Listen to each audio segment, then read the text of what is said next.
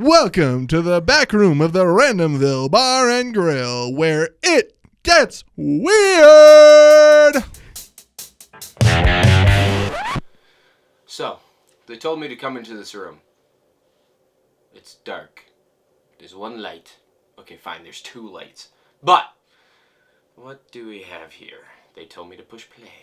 Hey everyone, welcome to the back room of the Randomville Bar and Grill. It's located in Randomville, North Dakota, which is in the Hoople Triangle, the great astrophysical phenomenon that finds itself in between three North Dakota cities, those being Hoople, Buttsville, and Cole Harbor.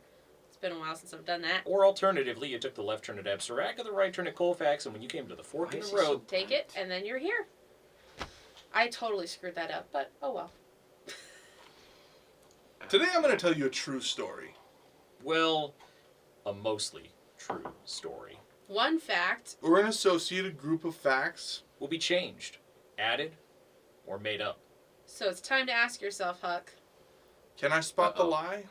Can you spot the lie? Can I spot the lie? Is this a conspiracy episode? So, Huck, in 1991, the Twins and the Braves played one of the greatest World Series in history. And obviously I'm biased. We know that. But it was one of the greatest turnarounds in history too. In 1990, you see, the Twins were the worst team in the AL West, and the Braves were the worst team in baseball. So for them to come back and make the World Series the next year, it's nothing short of incredible. Now, I don't give a crap about what the Braves did to get there. They had one of the best pitching staffs of the 90s. They had an amazing offense, and Bobby Cox should go down as one of the great managers in baseball history. But I want to talk about the Twins, obviously. The 1990 Twins, as I mentioned, were the worst team in the AL West in 1990. So they had to turn it around. A lot of the team was still there from the 1987 World Series. And they had to figure out what they were going to do to get back on top. Finishing last in the division wasn't it.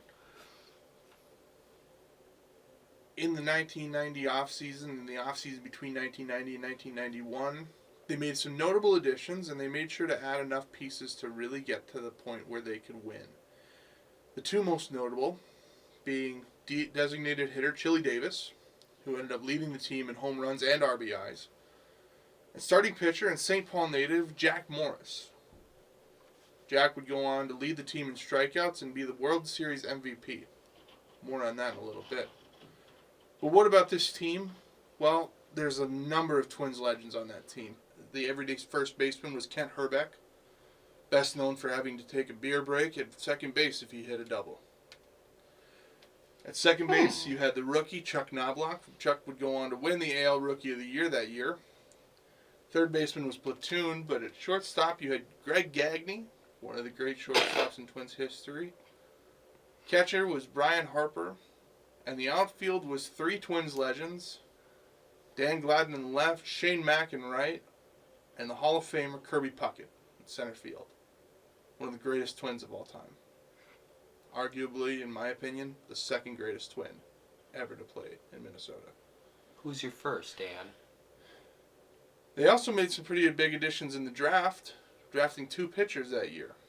One we know now, because he's in the booth, LaTroy Hawkins, and in the 8th round of the 1991 draft, the Twins took Brad Radke, who would go on to be a great starting pitcher for the team. So how did they get to the World Series? Well, they have an amazing regular season. Send three guys to the All-Star game, Jack Morris, Kirby Puckett, and the closing pitcher, Rick Aguilera.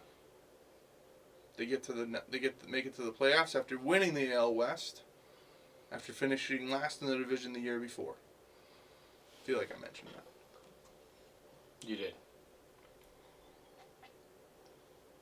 Oh, brain fart. You good. In the in the American League Championship Series, the Twins beat the Boston Red Sox in order to make it to the World Series against the Atlanta Braves, the team of the 90s. They weren't there yet. In the 1991 World Series, the Twins would go on to win in 7 games, with some pretty major moments, including one of the great World Series controversies of all time. In Game 2, in the third inning, on a single to left field, Dan Gladden threw wild. It was a Ron Gant single. The throw came in wild. It came to the third baseman. Grant rounded a little hard around first base. The third baseman threw to Herbeck. Herbeck was on the base, and when he applied the tag, he fell backwards. But he kept the tag on Gant, and indirectly or directly, depending on your viewpoint, and you'd have to watch the video to make the distinction for yourself, he pulls Gant off the base, and Gant is called out. It's one of the greatest controversies in Twins history for sure, but even I would say World Series history. Then you have Puckett's wild Game 6. In the first inning, he hits an RBI triple. In the third, he makes a leaping grab at the wall to save an extra base hit, again from Ron Gant. But one of the most memorable moments of the 1991 World Series, and one of the moments that Twins fans across the world cherish more than almost any other, is Kirby Puckett's walk-off home run in Game 6. At the bottom of the 11th, that's right, extra innings, Kirby Puckett comes up to the plate, and he hits a towering shot to left center field with the famous Jack Buck call, "We'll see you tomorrow night." I personally prefer the John Gordon call, but I can't argue with the legend either.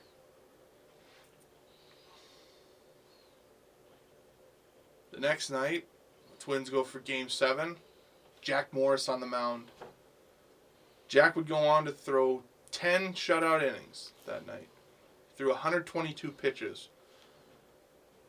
And the game was won on a Gene Larkin walk-off pinch hit in the bottom of the 10th, bringing in Dan Gladden from third.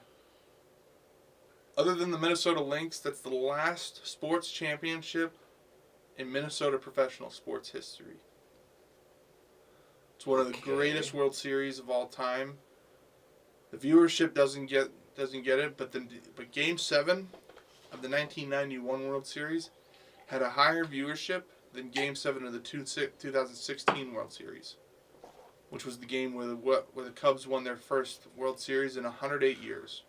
Mm-hmm. That's the almost true story of the 1991 Minnesota Twins World Series championship.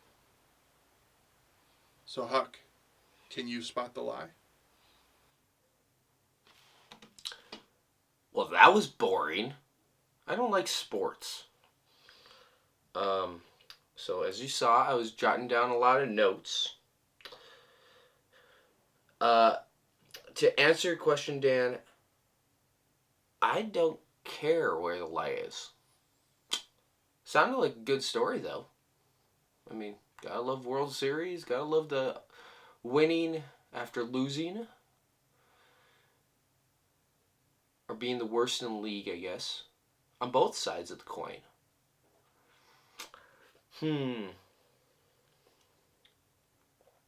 I'm going to say, this is what we're going to go with. Jack Morris only threw, in 10 innings, 121. Nope. 112. 112 pitches. Yep, that's what we're sticking with. Because the rest of it, I don't know if I care enough. I'm from North Dakota, remember? The only reason why we don't have professional sports in North Dakota is, I would guess, after 1991, Minnesota would want a team as well.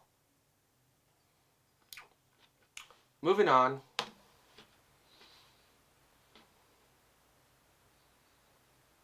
Oh, thanks for sharing, Dan.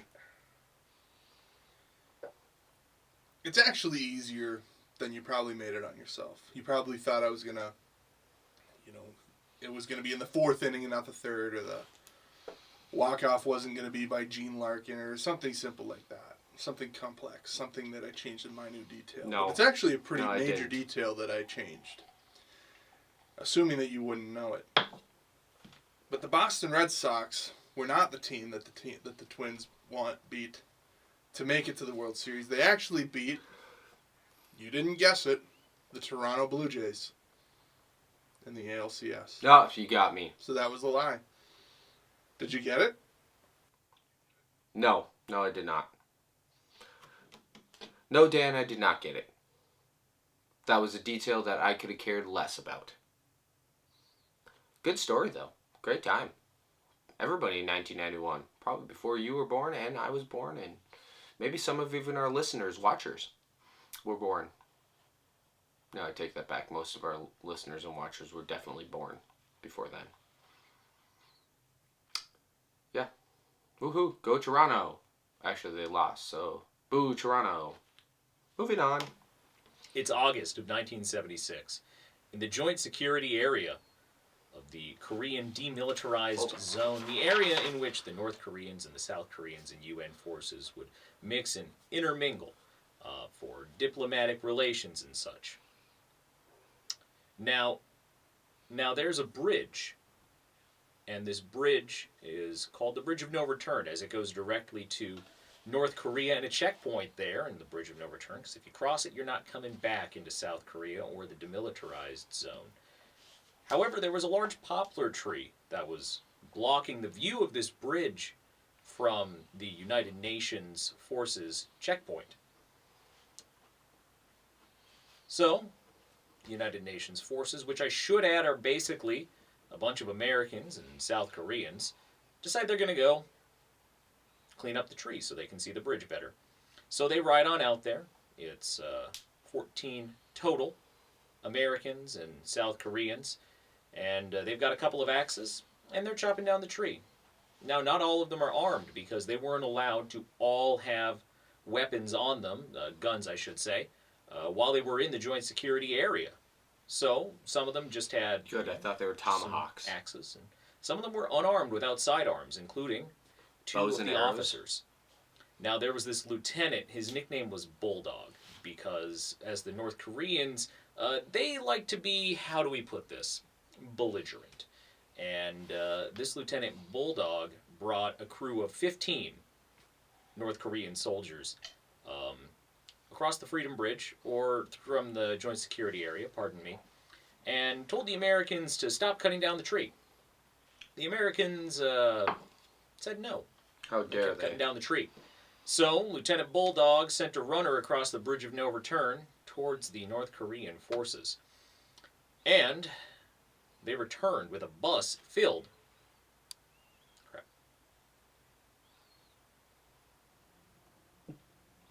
You guys are really bad at this. So this runner returns with a bus of 20 North Korean soldiers who all get off. They're armed with axe handles and such. And Lieutenant Bulldog once again tells the Americans and the Just the United handles? Nations forces to stop cutting down the tree. They don't. In fact, the commander of the group turns his back on Lieutenant Bulldog. Lieutenant Bulldog takes his watch off, wraps it in a handkerchief, turns around, and says to the North Korean forces he has with him, "Kill the bastards." And the North Korean forces, armed with axe handles and such, Can you start say that? beating up mercilessly the American and UN forces that are there. And all but one of the UN forces soldiers were injured. And in fact, two of the Americans were killed. The two Americans that were killed would be Lieutenant Mark Barrett and Captain Arthur Boniface. Captain Arthur Boniface was the commander of the group that was there to cut down the trees. Now, North Korean media spun this story, and the way they spun it is just so North Korean it could possibly be any crazier. Now, remember, North Korea is the country that claims they win the World Cup every 4 years. If I remember correctly, I don't remember which leader it was. The first time he went out and golfed on 18 holes, he shot a 37, including, I want to say 11 holes in one. That, maybe? I don't know, I don't remember that much. They overinflate things for their own sake, and in this case, they kind of had to cover their rear ends. Because what they then said was the Americans, the murderous Americans, came out with axes and attacked them, unprovoked, with axes in a murderous rage. which, needless to say, didn't happen that way. But they spun it that way, and the Americans, well, they needed to do something. They knew they needed to. So President Gerald Ford, who I might need to add, wasn't elected to the presidency. Wasn't even elected to the vice presidency. President Gerald Ford replaced a vice president who resigned of President Richard Nixon. And then President Richard Nixon resigned. So here is a man who knows he's not going to get reelected. A man who didn't get elected in the first place. So what are we going to do? Well, if North Korea wants... Huh? Well, if North Korea wants to get dirty, we'll show them who they're messing with. Commence Operation Paul Bunyan. Show 'em a bucket of 23 mud. U.S. and South Korean Huh? vehicles, this entire motorcade, rolls into the joint security area without any warning at a time when only one guard post was staffed by the North Koreans. They roll on into the joint security area. They roll right up to that tree at the bridge of no return. There are 2 teams of 8 engineers. They're armed with chainsaws, obviously to cut down the tree. But last time I checked, you don't need 23 Why wouldn't you bring vehicles those in the to first cut down place? a bunch of trees. And in fact, you'd only need 1 tree cut down. So what were the rest there for? Well, there were 2 30-man security platoons. There was also a team of engineers armed with charges for a bridge called the Freedom Bridge. And their plan was to blow that bridge up in case the North Koreans decided to come and start World War III. Down in the river underneath that bridge was a company of engineers building rafts in case the best way to get out of that situation, should it go down, was on the river. Also, a group of 64 special forces of the South Korean Army called the Black Berets. Now, these are the top of the top. They're trained in taekwondo, hand-to-hand combat with weapons, rifles, guns, everything. These are the dudes of the South Korean Army. They were told not to come armed, and so they got into the trucks unarmed. The trucks roll up. They pull down packages that were taped to the underside of the trucks, including machine guns, rifles, and sandbags. So they start loading up the sandbags to build something to get behind with the guns. And some of these guys had claymores strapped to their chests with the firing mechanism in their hand, shouting at the North Koreans on the other side of the bridge to cross the bridge. Side note, one of these guys actually went on to become the South Korean president about 35 years later, I want to say, something like that. Yeah, pretty cool dudes.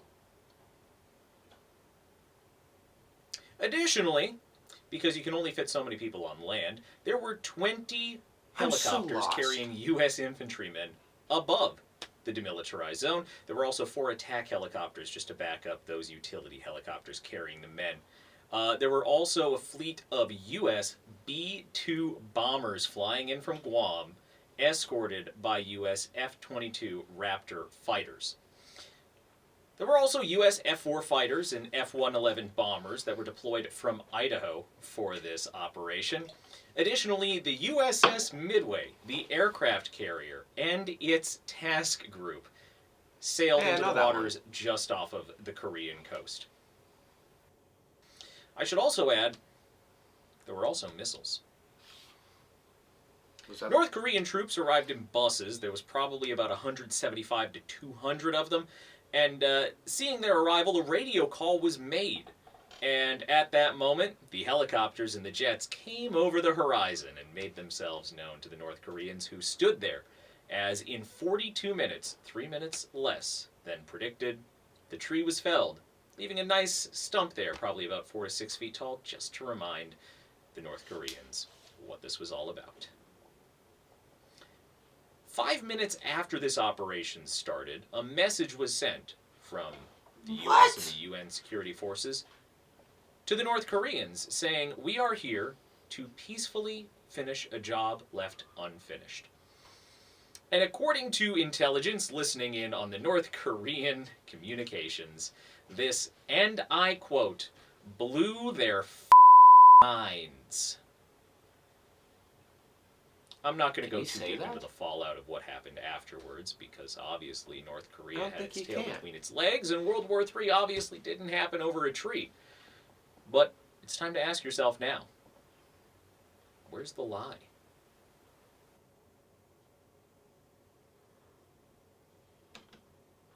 Well, that was one of the worst stories I've ever heard. In the sense of, we've got 14 guys and 15 guys and 20 guys and 23 guys and 2 30-man. Then there's a no return bridge, and then there's a freedom bridge, and you lost me. So for me to guess, I don't even know if poplars grow in South Korea? Is that what we're talking about? August of 1976? At one point you told me that Ford wasn't president, but Nixon had resigned, so that technically would make Ford president, I think. Because you referred to him as President Ford, I think 3 times I counted. So was he president during this or not?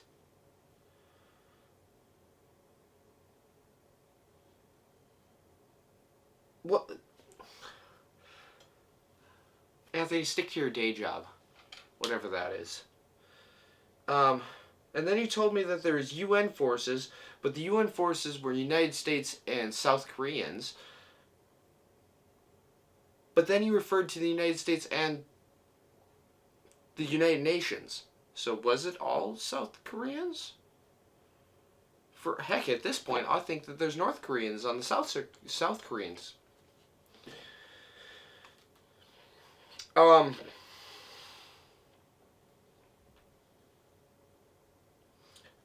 46 South Koreans known as the Black Berets. I don't even know what that means and why that's a thing.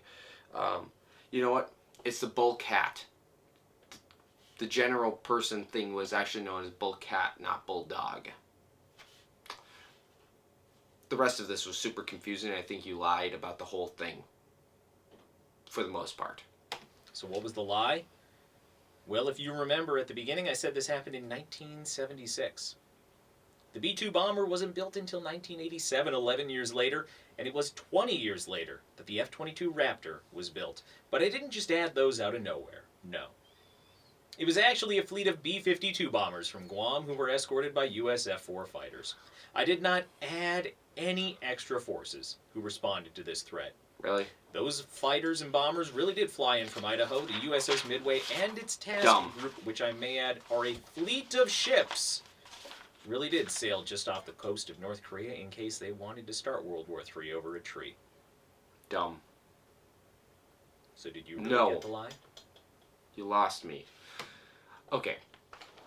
That was terrible. I mean, great story. Sounds fun.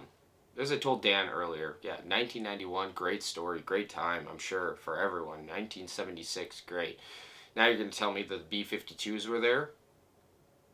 Really? They were singing Love Shack? That's not how this works. So here's Moving my on. story. As you all know, Gracie, I'm from Philadelphia. give me something. So I had to do the history of the Philly cheesesteak. So we all know Pat's and Geno's, the true rivalry of Philadelphia. So the story goes that Pat and his brother Henry are actually the people that invented the sandwich.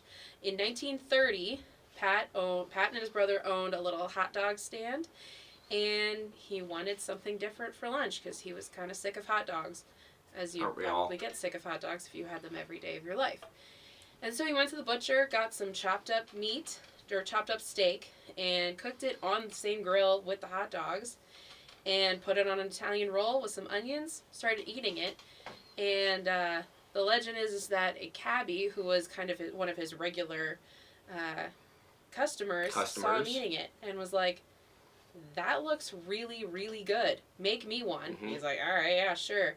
He took a bite, and he was like, yeah, stop selling the hot dogs. This is what you guys need to sell. This is amazing.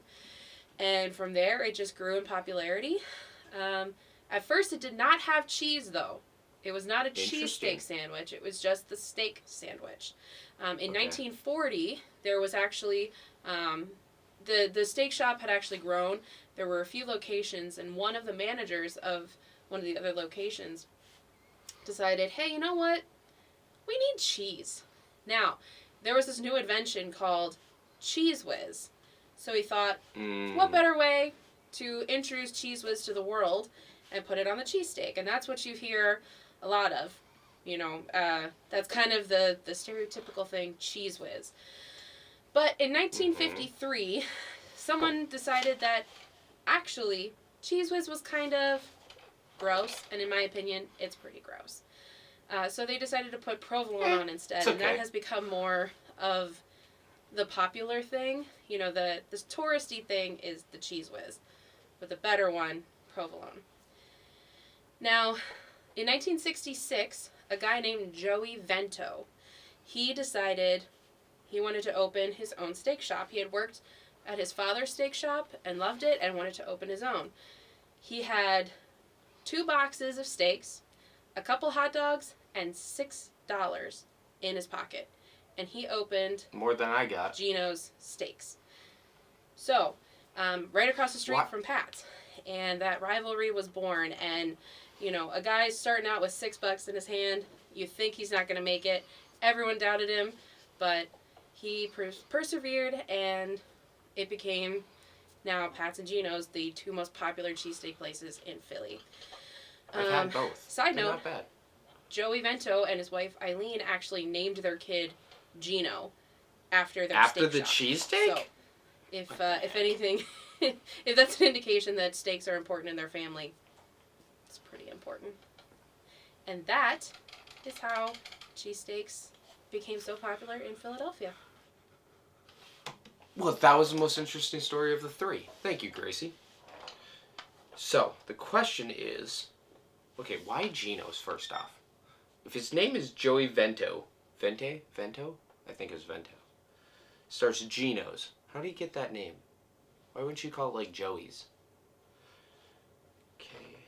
It's, in 1953, they add provolone. 1940, they add cheese whiz?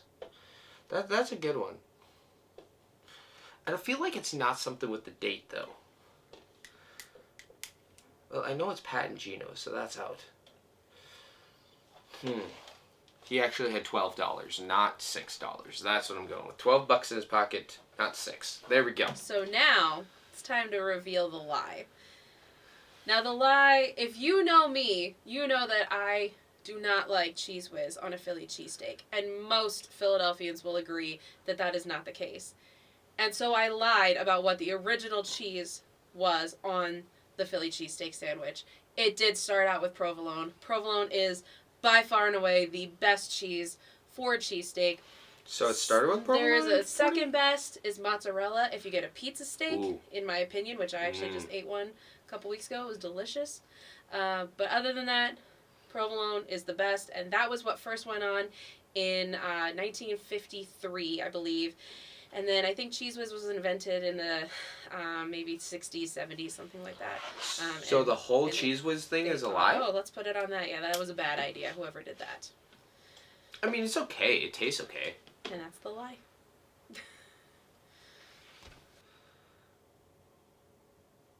Is that the end? Is that's it? Well, that was fun. I'm hoping that you guys had more fun with it than I did. I just found out that my friends are terrible at telling stories. So I didn't get any of them right. Yeah, that's the... Oh, darn, I didn't get any of them right. After a long story, what am I supposed to guess? Did you win at home? Are you playing along? In a few months or so, you might be able to watch this on YouTube and play along again. Because you probably forgot, as I will. Welcome to Randomville, I guess. Or goodbye from Randomville. Check out our website at www.randomvilleND.com. Check out the merch store. I'm wearing the sweater today. It's pretty fun. It's kind of warm, actually. A little toasty in here. I think it's the lights. The lights are giving me a little extra. Yeah, buy his mug as always, and don't forget about your onion love. Add them to your cheesesteaks. Ask Gracie about that sometime. Or go listen to our old episodes on Spotify. We are on Facebook. I think that's it. If you ever make it to Randomville, hit us up. Send us an email. I don't remember the email. I think it's at gmail.com. Have fun.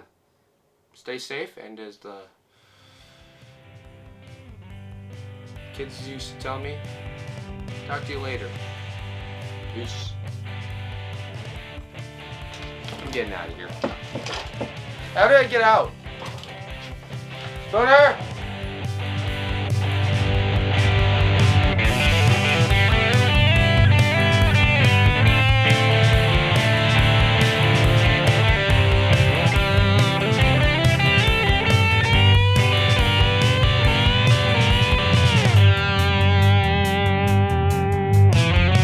It doesn't get any better than that.